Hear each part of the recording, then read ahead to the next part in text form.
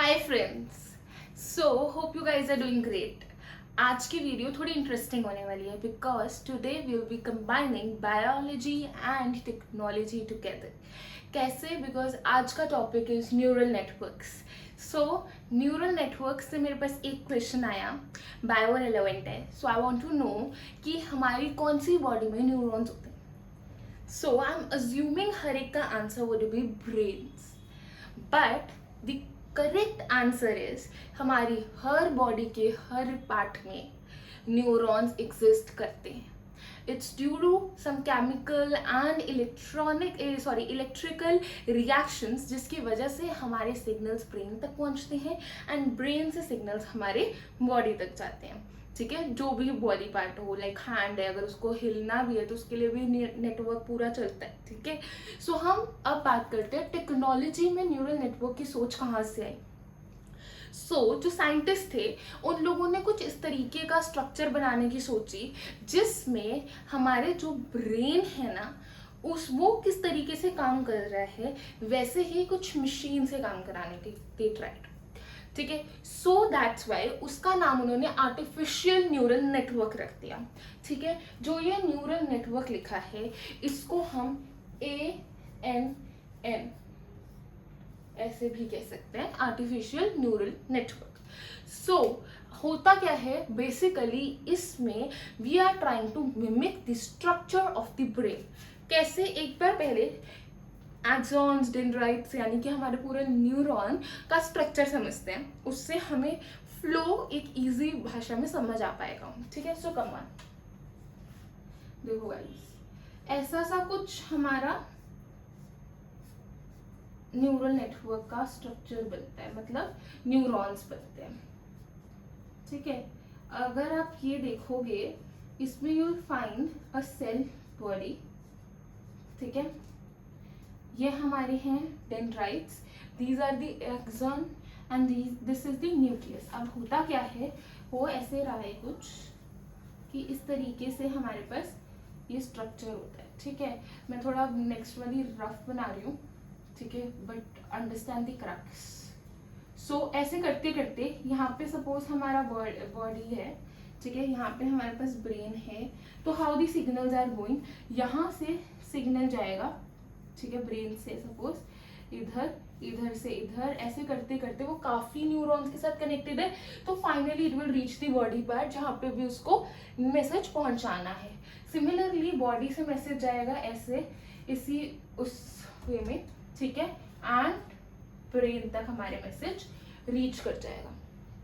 ठीक है, अब क्या हो रहा है हमारे इस वाले आर्टिफिशियल न्यूरल नेटवर्क में, इसमें भी several artificial neurons are connected together and create a complex structure। complex structure कैसा? कुछ इस तरीके का होता है। this is one of the simplest structures। ठीक है, हम जब टाइप सीखेंगे ना तब you will get to know कि how complex इनके structures भी exist करते हैं। ठीक है, अभी लेयर्स की बात करते हैं। तो लेयर्स में we have 3 major layers, input layer, hidden layer and output layer. Input layer की बात करती हूँ तो रिसीव्स द इनिशियल डेटा। ठीक है, इनिशियल डेटा का मतलब यहाँ पे है जहाँ से हमारे जो भी फीचर्स हैं वो प्रोसेस कर पाएंगे। देन हिडन लेयर जिसको हम इंटरमीडिएट लेयर कहते हैं, और वो लेयर हमारे इनपुट एंड आउटपुट के बीच की लेयर होती है और कॉम्प्लेक्स ट्रांसफॉर्मेशन सारी की सारी ये परफॉर्म करती है। ठीक है, और क्या होता है कि transformation of input data through weighted connections, यहाँ पे वेट्स दिए जाते हैं। ठीक है, और एक्टिवेशन फंक्शन गाइस, इसमें activation function plays a very very important role because activation function is the internal state of the neuron which converts input signals on nodes of artificial neural network to output signal. मतलब क्या है? मतलब ये है कि internal state होती है, यानी कि इंटरमीडिएट स्टेट का पार्ट है जिसमें न्यूरॉन्स जो कि हमारे इनपुट सिग्नल को नोड ऑन नोड, ठीक है, of artificial neural network convert करते हैं आउटपुट सिग्नल्स में। ठीक है, कैसे? वेटेड टेक्निक से, वेट्स को काउंट करते हुए। फिर फाइनल आउटपुट हमारा आता है of network based on transformation performed in hidden layers. ठीक है. Neural network has multi layer structure, point number 1. Then one layer transmits the data to several neurons, ठीक है, और अल्टीमेटली वो हमारे आउटपुट तक पहुंचता है. एक बार स्ट्रक्चर को देखते हैं. देखो, इनपुट, इंटरमीडिएट. इंटरमीडिएट में ना ये मत समझना कि ये सिर्फ एक लेयर है, इसमें सेवरल अदर लेयर्स एग्जिस्ट कर सकती हैं, ठीक है. सपोज मैंने ये बना दी, इसमें से मैं किसी एक का एग्जाम्पल ले लेती हूँ. तो यहाँ से इधर गया कोई मैसेज, फिर वो इस मैसेज पे पहुंच जाता है इधर, फिर वो इधर, फिर वो फाइनली आउटपुट पे पहुंचता है.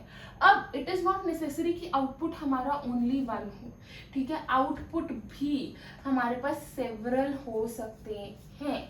जब हम मल्टी लेयर या फिर different layers of neural network करेंगे, उसमें से multi layer is one of the type जिसमें आपके पास ये कंडीशन आएगी, जो कि हम नेक्स्ट वीडियो में डिस्कस करेंगे, ठीक है. तो अब बात क्या हो रही थी कि one layer has transmits data to several neurons, ठीक है. Ultimately data reaches the output layer where network. अब यहाँ पे इधर इस पॉइंट पे आने के बाद फीडबैक मैकेनिज्म भी है कि आउटपुट इंटरमीडिएट के पास जाता है और फिर इनपुट के पास जाता है कि जो तुमने किया एग्जीक्यूट कर दो, ठीक है. वही चीज है कि network makes the decision how to solve the problem. अब each neuron receives input signal, processes them.